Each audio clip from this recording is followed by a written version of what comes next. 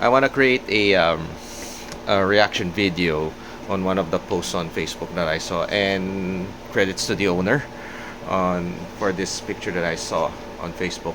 So, ang sinabi ng government official na 64 pesos ang budget ng isang Pinoy kada araw.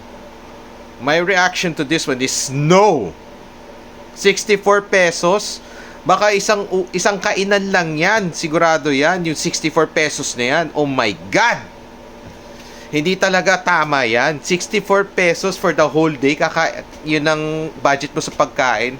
Siguro feasible yan pag bibili ka na 1 kilong bigas at saka 5 pisong asin sa palengke. Possible yan kung yan ang ulam mo araw-araw. Hindi ka mabubuhay ng 64 pesos ng isang buong araw sa pagkain pa lang.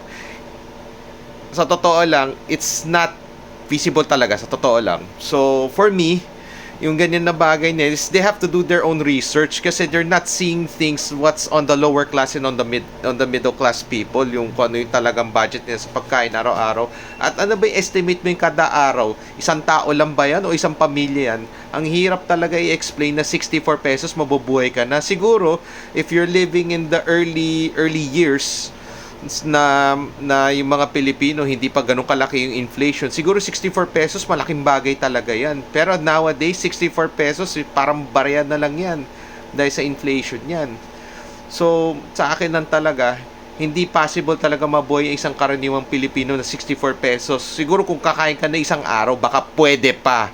Tapos tiisin mo na lang yung the rest of your days na kung the rest of the day, kung kaya mo mabuhay pa na yun lang ang kinain mo. Good luck na lang sa'yo. Sa totoo lang, hindi tama yan.